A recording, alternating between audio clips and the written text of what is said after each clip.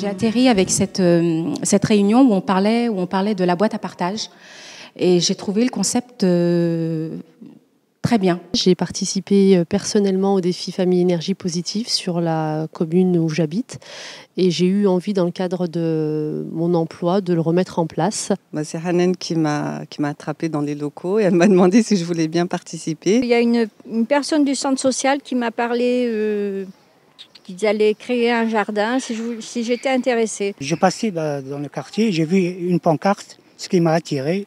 J'ai téléphoné à la responsable et j'ai adhéré à l'association. Il y a quelque chose qui a facilité les choses. Oui, c'est l'association Ancilia. Avant, on n'avait pas cette opportunité-là.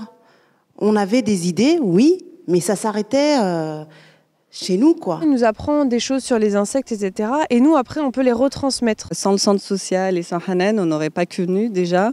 On n'aurait pas pu faire le défi énergie. Et je pense qu'à l'heure actuelle, on aurait été au même stade, en fait. On n'aurait peut-être pas su lire nos factures, on n'aurait peut-être pas fait des économies d'énergie. On a appris des choses sur l'utilisation des herbes, des plantes aromatiques et médicinales. On peut organiser des ateliers avec qu'est-ce qu'on peut faire avec du bicarbonate ou avec la farine de sarrasin. Les gens ont vraiment pris conscience qu'effectivement on pouvait, avec des fruits et légumes qui n'étaient pas forcément très beaux à la base et puis qui allaient sans doute être jetés, on pouvait finalement en faire quelque chose et quelque chose de bon. Je savais pas que le frigo, quand il était à moitié vide ou vide, il consommait beaucoup. Donc il fallait remplir des bouteilles d'eau et mettre dans le frigo. On avait décidé d'aller commencer à la sortie des écoles, présenter ce que c'était qu'une boîte d'échange ou de partage. Et puis voilà, les gens sont tous arrêtés en demandant qu'est-ce que c'était et tout ça. Et déjà l'esprit, oui, on jette beaucoup de choses, c'est vrai que c'est...